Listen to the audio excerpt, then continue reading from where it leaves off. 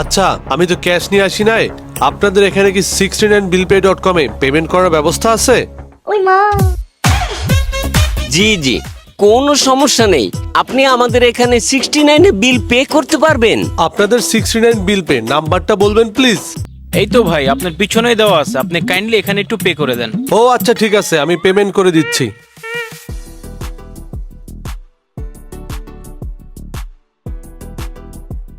ভাই, পেমেন্ট করে দিয়েছি, তাইলে আমি আসি।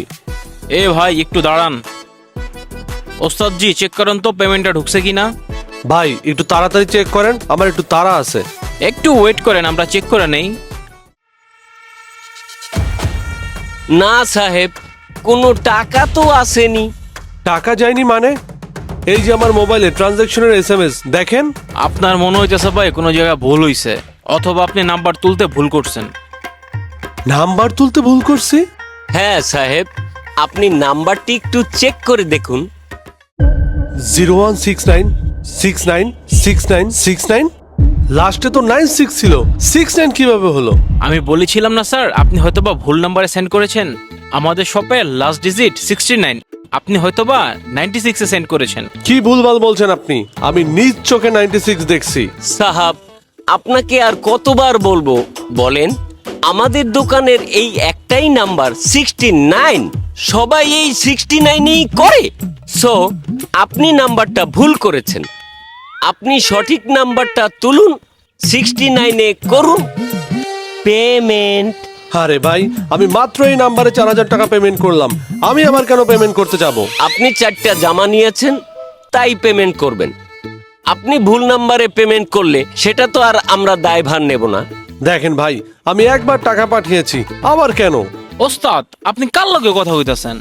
এই লোকটা তো মনে হয় পুরো ধান্দাবাজ। এই ভাই, মুখ সামলে কথা বলেন। আমি ধান্দাবাজ হতে যাব কেন? এ ভাই, আপনার ধান্দাবাজ নয় তো কি? আপনারা বারবার পেমেন্ট করার কথা বলতেছে, আপনি পেমেন্ট করেন না কেন? আপনি মাল নিছেন, আপনি পেমেন্ট করবেন। আপনি ভুল নাম্বারে পেমেন্ট করে ওটা দায়ভার তো আর আমরা নিব না। সোজাসুজি পেমেন্ট করে দিয়ে মাল নিয়ে যান। ভাই, আমি একবার পেমেন্ট করছি। ওস্তাদ জি, আমি শিওর এই লোকটা একটা ধান্দাবাজ।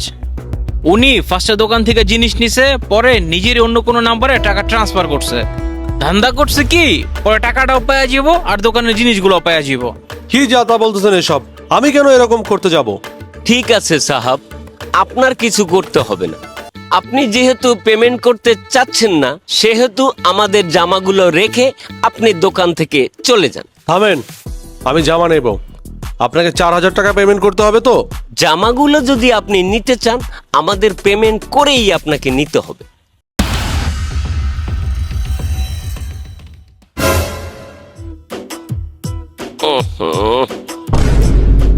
কি ব্যাপার, আপনারা ঘাবড়ে গেলেন দেখছি।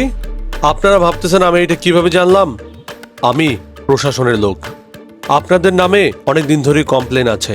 অনেক দিন ধরেই আপনাদের এই চক্র মানুষের সাথে প্রতারণা করে আসছে, মানুষের টাকা হাতিয়ে নিচ্ছে। আপনারা কি ভেবেছেন দিনের পর দিন এগুলো করে পার পেয়ে যাবেন? আর আজকে তো আপনারা আমার সাথেই প্রতারণা করলেন, আমার থেকে 4000 টাকা হাতিয়ে নেওয়ার চেষ্টা করেছেন। আর কি ভেবেছেন এইভাবে নাম্বার এক্সচেঞ্জ করবেন আর মানুষ বুঝতে পারবে না? বাংলাদেশের মানুষ এত অশিক্ষিত, এত মূর্খ। তুমি বলো তো, কি করছিল তুমি? স্যার, আমি বেশি কিছু করি নাই। 6-এর জায়গায় 9 করছি আর 9-এর জায়গায় 6 করছি স্যার। এই এই এই এই বেয়াদব ছেলে, তুই এটা করতে গেলি কেন? তোর টাকা লাগবো, তুই ওস্তাদ জিরে কইতে আমারে কইতে। স্যার, এই ছেলেটা স্যার বেয়াদব স্যার, যা কিছু করার ও করছে স্যার। এখানে স্যার আমাদের কোনো হাত নাই স্যার। অনেক হয়েছে, আর নাটক করতে হবে না। কে কি করেছে আর কে কি করেনি সবই আমি জানি। স্যার, আমার কোনো দোষ নাই স্যার, সব এই ওস্তাদজির প্ল্যান। কাম সারছে রে। আমি জাস্ট শুধু হুকুম পালন করছি স্যার, আমাকে মাফ করে দেন, আমি ছোট মানুষ। ধরা খায় গেলাম নাকি?